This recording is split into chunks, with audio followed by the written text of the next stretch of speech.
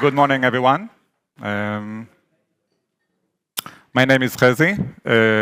I work at the stock exchange for almost 20 years.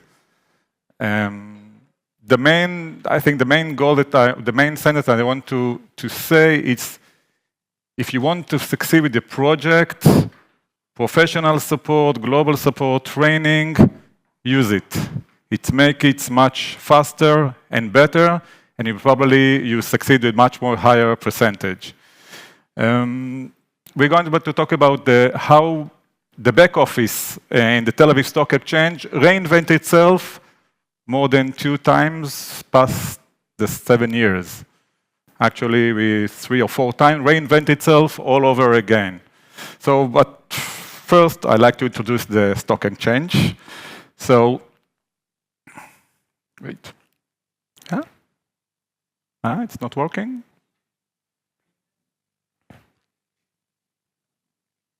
This clicker or the other one?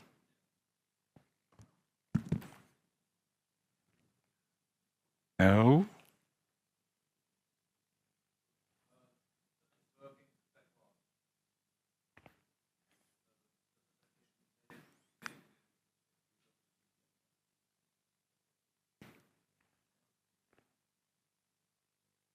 It's okay?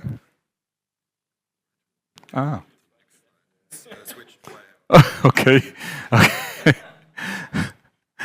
Let me introduce a bit of the stock exchange, Tel Aviv Stock Exchange. It's quite unique to compare it to other stock exchange. It's the only stock exchange in Israel. And if you compare it to other stock exchange in Europe, we are calling ourselves as a one-stop shop. The stock exchange and the clearing house and the company registration, all is in the stock exchange owns. So we own it all. If you take the Nasdaq or Wall Street, they are only the stock exchange, the trading, but the clearing is in another company. So it's not the same in Israel. Tel Aviv Stock Exchange do it all, and we trade all of kinds of. We trade all the shares that you know, if it's a mutual fund, derivative, index, and all other kinds of bonds, government and concern bond, and we deal with all the corporate action, and it's quite interesting. So let's start about the first reinvent. It's what called in 2016. We're running the back office on VSC main platform. Probably you know, a mainframe. It was quite old. And then we need to decide if we are going to renew, to build a new mainframe, or to replace it with other platform.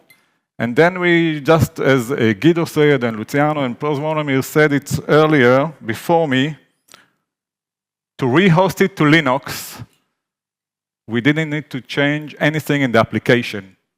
Nothing.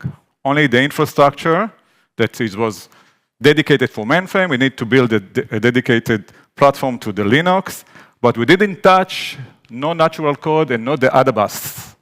We just shift it and compile it, and that's it. It took us 2 years, but it was very easy to do it. The most, 90% of the code is natural, so we didn't have to do anything. So we did some, this was the place in 2016. We were running on the VSC platform, and then we hosted it to Linux. At the first stage, we saw the developers were used to the green editors, you probably know them. We tried to shift them to the advanced ID, or to the natural one, and it was quite a failure at the beginning, I have to say. We need to minimize the gap between the green editors and natural, and then we used, for the temporary time, the natural for Windows platform.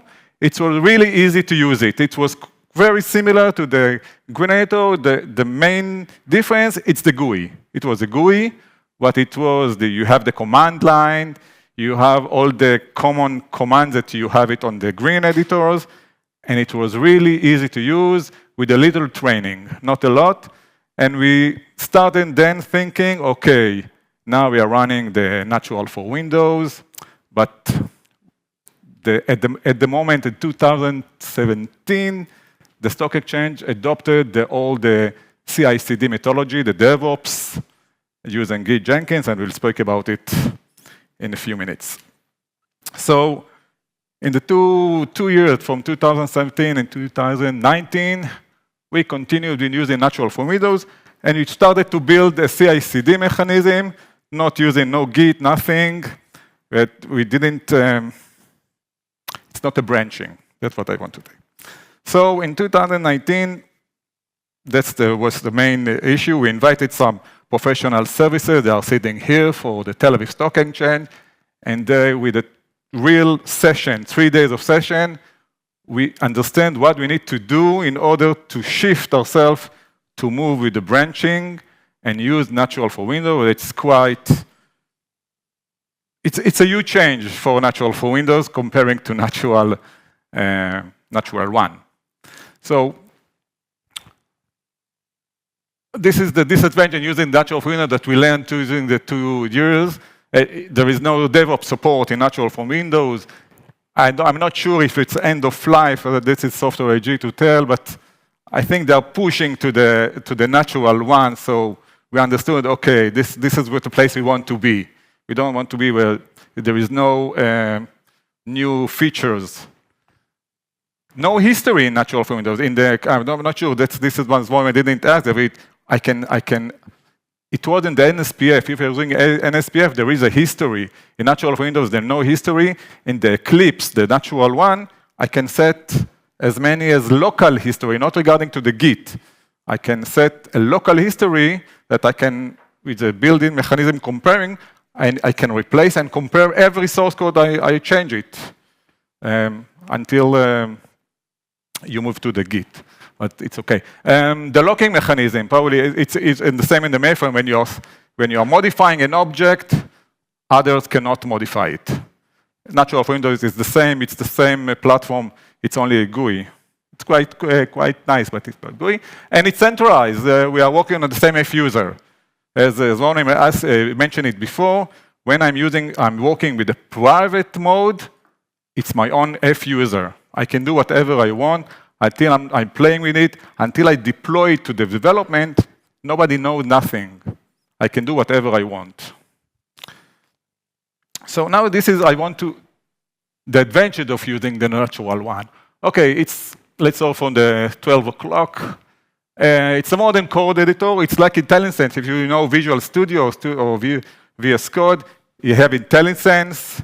It's the syntax, the fixing the syntax error is on runtime, and it's quite good. And we are working in private mode, so it's local. It's not relevant for me.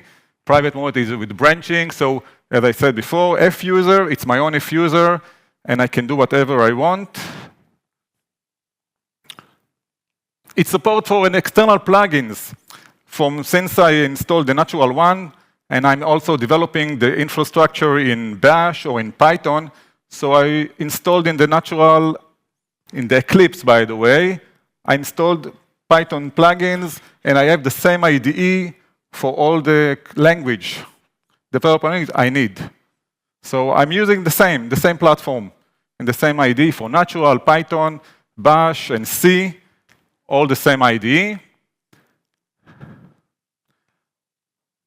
The modify model documentation, nobody mentioned it. I'm not sure we are using it. I can generate documentation upon my F user. It's really nice. You see it on HTML-based.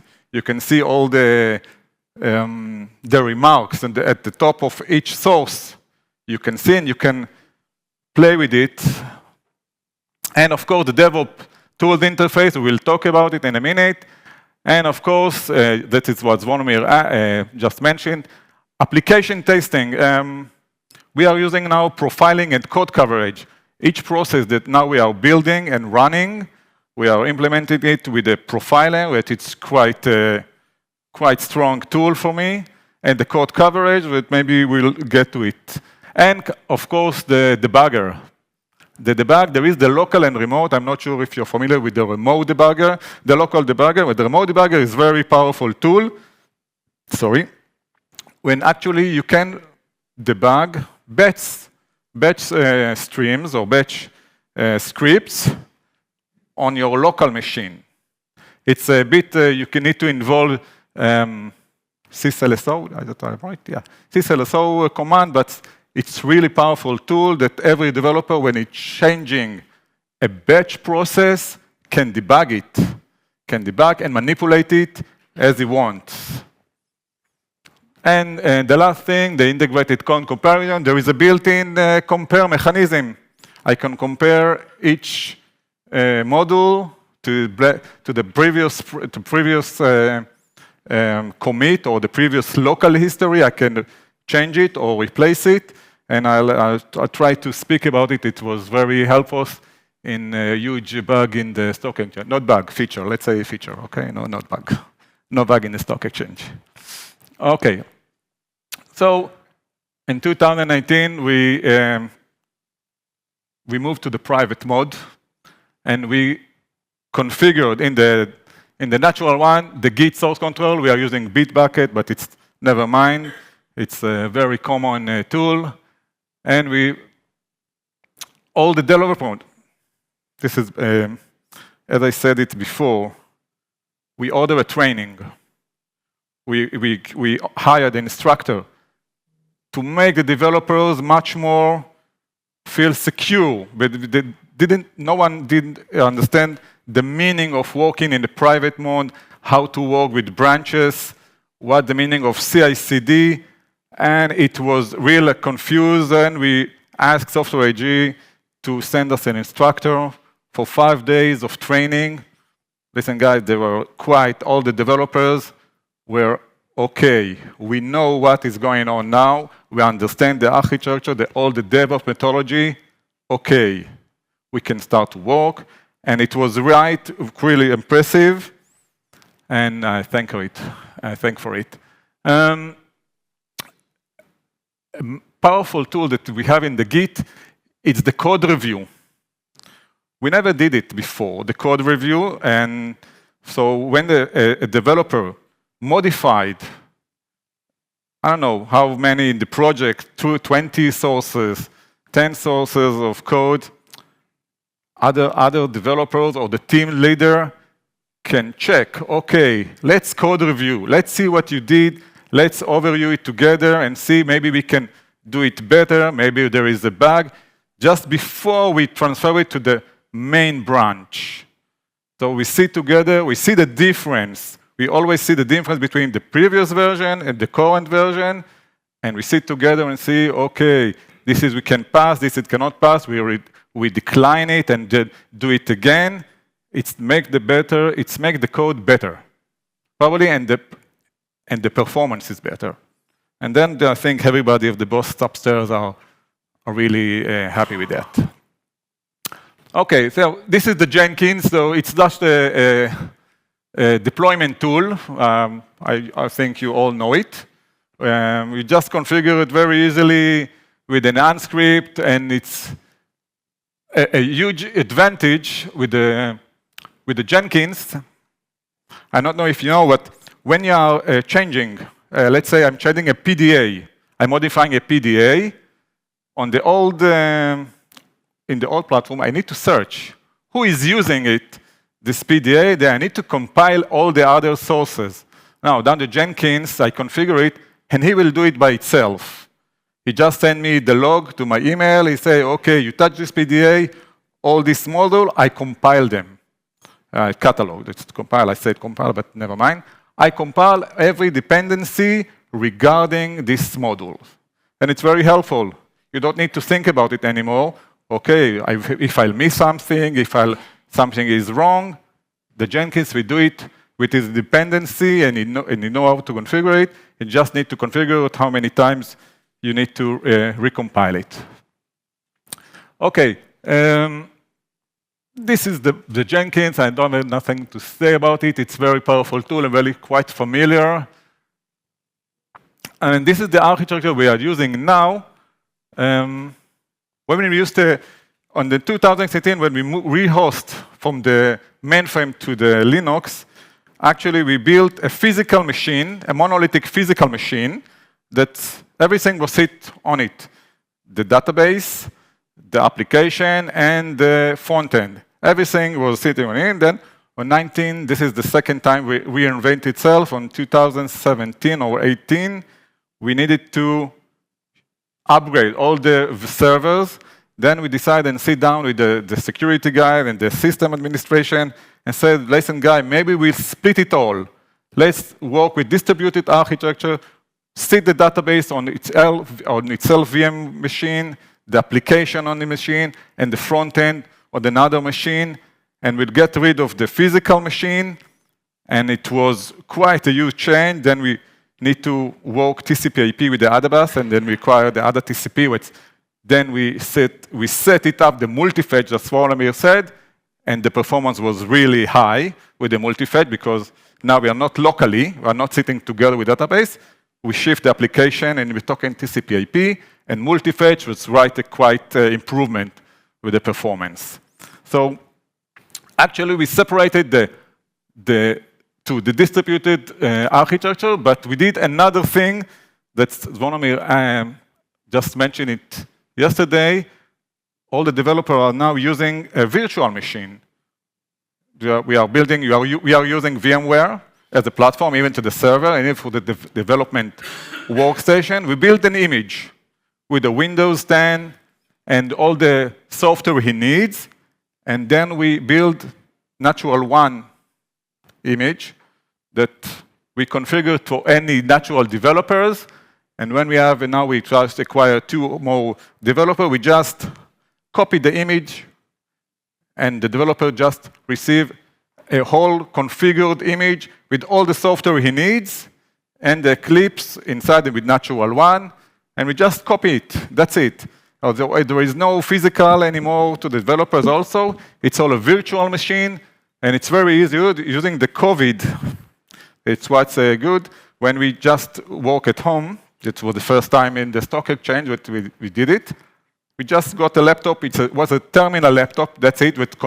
We connected to the ESX servers, and we launched our desktop, and that's it. We worked at home because it's all virtual. So we are using desktop virtual machine with Natural One, with private library, working with Git, and we are using task server named Jira. It's also from Atlassian. And the Natural One has a plugin. So we connected also the task servers to each branch. So we are connected not only to the Git, but also to the task servers using the Eclipse. And we deploy it into, of course, to the Linux. It was 6.8, now we moved to 7.7. It's wrong, it's 7.9, but never mind. This is the development architecture using the DevOps. Let's move on. Okay, so this is we are just summarized everything, and we'll speak about something that Guido said yesterday. I saw he mentioned Splunk. I'll try to explain how we are using Splunk, monitoring the application and the database each day.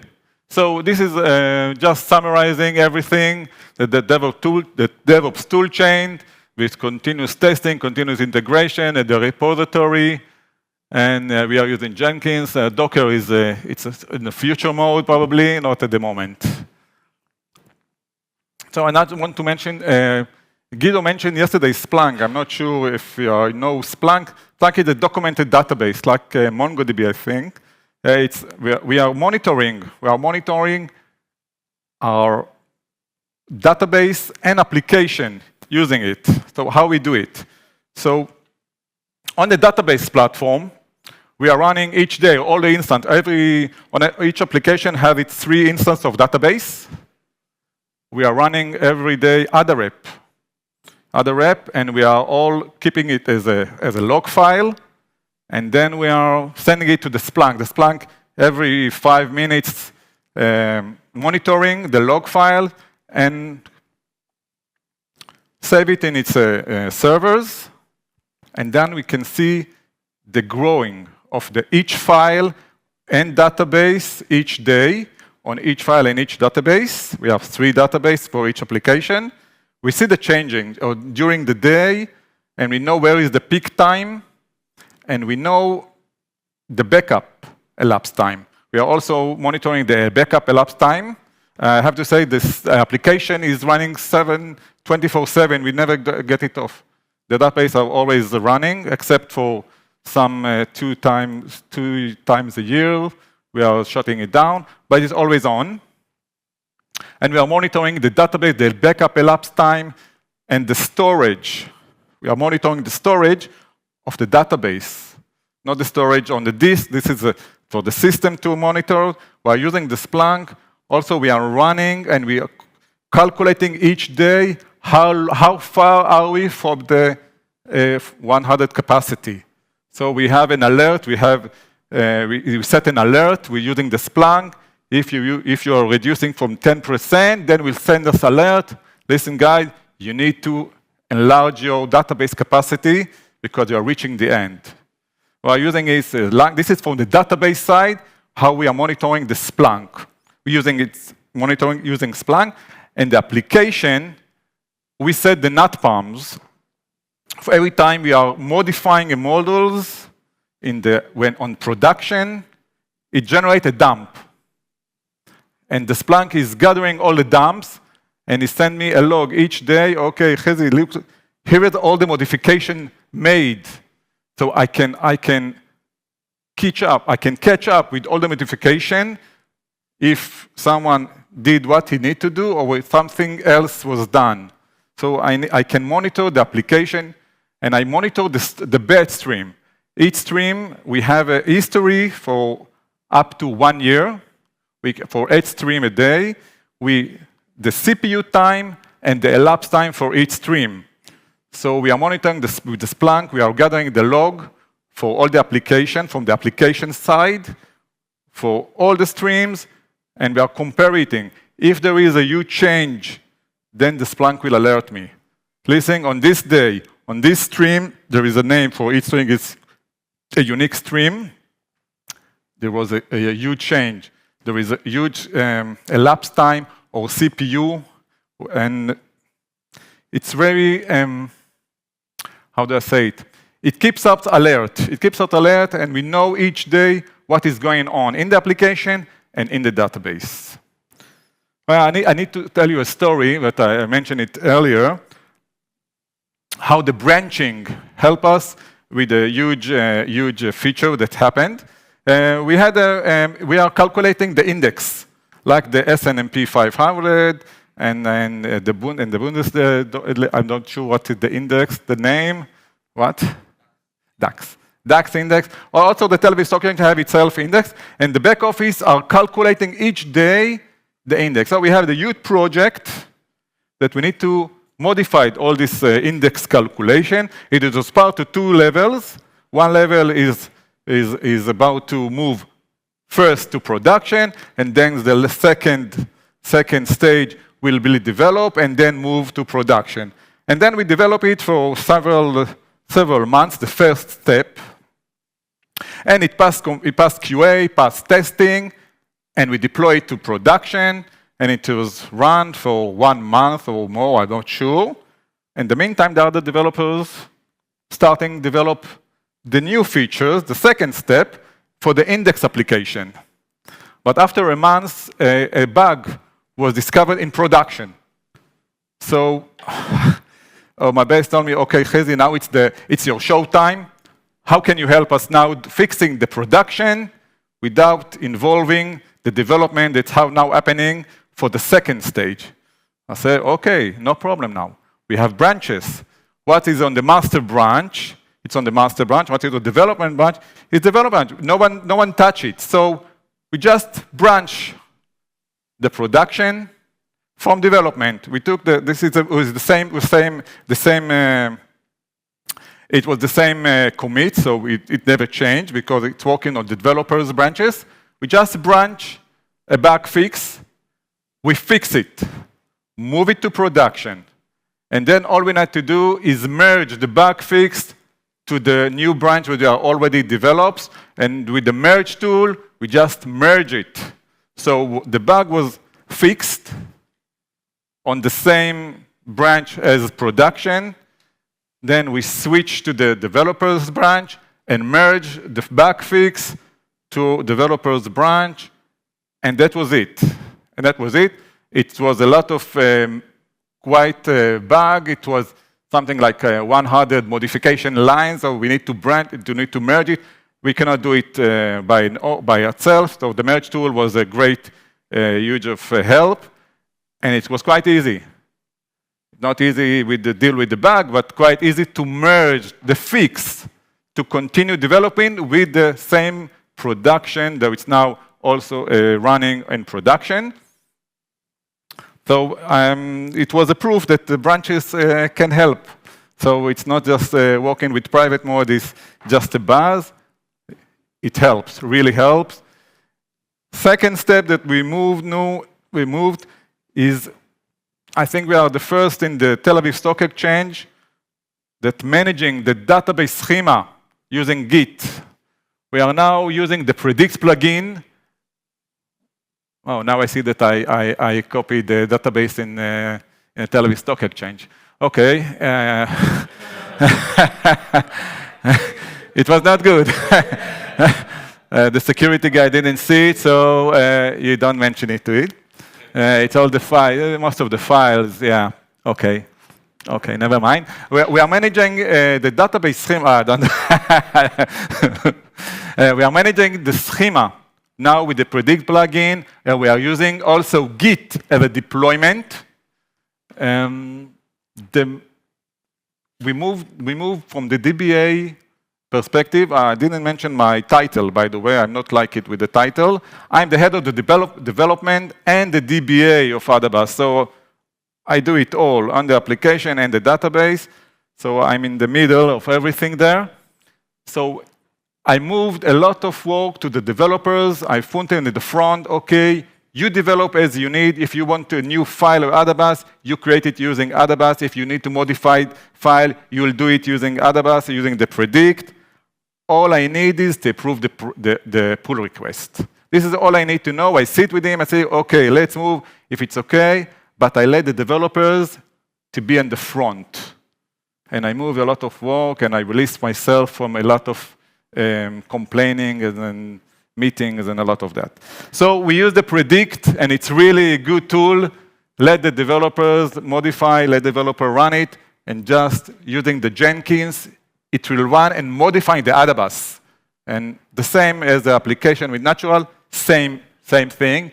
A last thing, and I want to know before, just to say before I'm leaving you, we're using the profiler and the code coverage, and we find a lot of issues in the profiler, how we spend and how we spend a lot of, if we need to read only 10 records from Adabas, and then we say, okay, you read 10,000, there is a problem there is a problem in your code. No escape bottom. Okay, you need to fix it. The profiler and the code coverage from the left. This is the code coverage from the right. This is the profiler on the right. Very, very nice tool. We just implement it very easily. Last thing to say. Thank you very much.